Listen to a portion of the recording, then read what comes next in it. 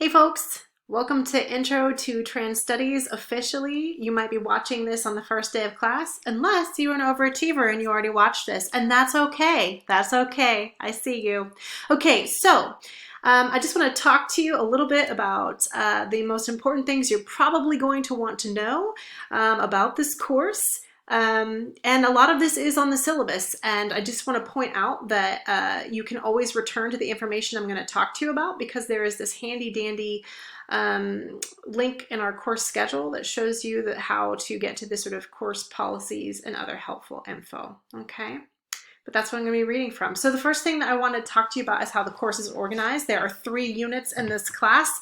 The first is Trans 101, learning how to talk about gender identity in ways that are kind of going to be important for the rest of the class, right? And then from there, we're going to do a unit on trans history.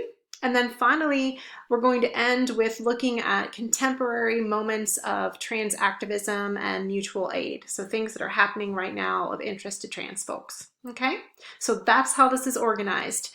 In terms of the course objectives, I'm just going to go ahead and let you read those. They're listed in the syllabus. They're also listed in this document, but they're pretty much what you expect, right? I hope that you leave this class with a much deeper understanding of trans identities, trans histories, and trans activism, and how trans people are engaging in mutual aid with each other. Okay? So in terms of required course materials, there is no required course textbook. You don't have to pay a cent for this class, except for, of course, all those lovely course fees. Yeah, sorry about that. College should be free. Anyway, so you're going to need a Tumblr account. You're going to need a Slack account. I'm going to send you an invite to that. You're going to get an email from me saying Dr. G is inviting you to Slack. Accept the invite. And then you're going to need, your Kent State G Suite, the Google Drive, Google Docs, your Kent State email, all those things. Okay. So here's a really cool thing about this class. I was really trying to think about how to set this up, and I realized that I don't actually need to assign you any major assignments. That's right, there are 0 major assignments in this course. The only assignments that you're going to be doing in this course are the day-to-day things. So like if you have a reading for homework, or if we're participating in class, that's the assignment. Just being engaged in class, right? In class activities, all right? That's it. So you show up for class, you participate in the activities, you interact with your peers, and you get points based on that. And that's it. And you might be thinking, well, what about learning outcomes? I promise you that all the activities that I'm scheduling for you in class and through homework are going to get you through those things. So just think about every day you show up in class as a little micro assignment. It's just not stressful and it's kind of fun, right? So yeah, that's cool, right? So then you might be thinking, well, how on earth am I going to earn a grade in this class? Well, that's a good point. So my expectations are really simple. Every day in class, I'm just going to expect 2 things: that you have genuinely completed the homework that I've assigned, and that you're actively engaged during our in-class activities, right? Whether it's you're completing a prompt that I asked you to complete, or you're engaging and responding to your peers, that you do those things, right? And that you don't just phone it in. That's it, all right? Those are my expectations. So we are meeting 28 different times during the semester. It would have been actually 29, but I gave us election day off because, my God, it should be a national holiday. Also, please check to see if you're registered to vote. Just a sidebar there. All right. So we're going to be meeting 28 days. All right. So here's how I'm going to do it.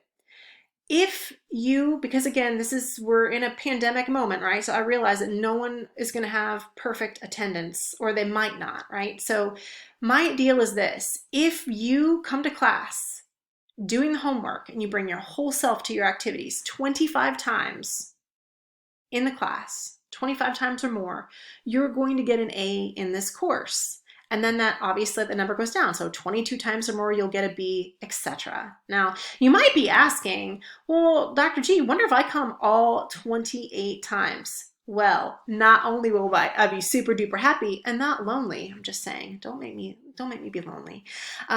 I'm actually also, if you take me up on it, I will, at the end of the semester, not only send you a cute little greeting card, but I'm actually going to also send you your choice of either a trans inclusive pride flag or a trans ally vinyl sticker. Legitimately, I will do that if you have perfect attendance in this class. I mean, because why not, right? Even if you get super close to perfect attendance, you know, because I'm not going to be an asshole, right? So yeah, that's neat. It's an incentive. And this class is fun. You'll want to show up, okay? It's not going to be super draining, all right? So some things, because this class is about participation, all right, you're probably thinking, well, how am I going to genuinely assess that you have done the homework? I'm not doing note checks. I'm just not. I just don't feel the need to police you. And so I'm going to assess that you have genuinely completed the assigned homework, the readings, through the way that you are participating in the class activities, right? So if I assign you a Tumblr blog that's asking you to reflect on something in class, or if I have asked you to participate in a Slack conversation about our course, and you have really shown me that you're, you know, through your engagement and the quality of how you're responding and reflecting, you'll show me that you've read the assignment. All right. So there's that. All right. Now, a word on peer-to-peer interactions. This is super important. Keep in mind that this class does happen off video. Probably the person who's going to be on the video the most is me, because I've got these videos that I make, right?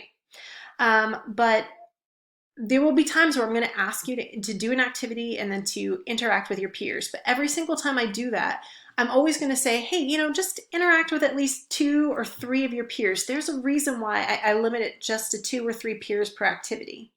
And that is because I don't want you to phone it in. I want you to take your time and actually engage with your peers around those things. Okay, so I'm trying to be kind there. The other thing too that I really want you to keep in mind, because there are only, I think there are now 9 of us in this class. It's exciting. Because there are only 9 of us in this class, I would really love it if you would be mindful to, you know, try to interact with peers that you don't always interact with, because we don't want anyone to feel snubbed. Who wants that? This is an LGBT studies class. We don't need that, right? So just make sure that you are, you know, being mindful to kind of switch the peers that you're interacting with between activities, that kind of thing. Okay. And then obviously, please be nice to each other. I mean, I cannot imagine that in an LGBT studies class that someone would be unkind. That has not happened to me once, and I am putting it out into the universe that it is not going to happen now. Okay. But I have to put it in there, right? Contacting me. There are so many different ways that you can contact me in this class. During class time, if you are on Tumblr, I'm on Tumblr. If you are on Slack, I am on Slack. In fact, I'm on Slack all the time, right?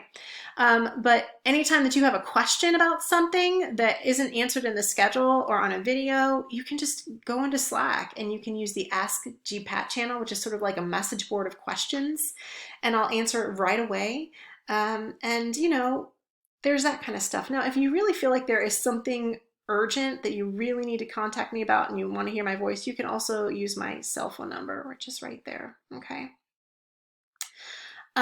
So you've got the Slack channel. Obviously, you can email me. I'm going to be super honest with you though and say I'd actually just use Slack instead, right? Because I get a ton of emails, and if you just ask me your question on Slack, you're going to get an easy answer and it's going to come to you a lot quicker, right? Yeah. If you're texting me, make sure that you are telling me who you are and what class you're in, because obviously I'm teaching a whole bunch of different classes and I'm not trying to give you creative nonfiction writing advice, right? So just sort of keep that in mind. And, you know, please try to not text me on the weekend or super late at night, because, you know, I'm sleeping or trying to pretend I have a life outside of teaching. Yeah, and then I do have office hours on Zoom, and there's the information here for how to meet me.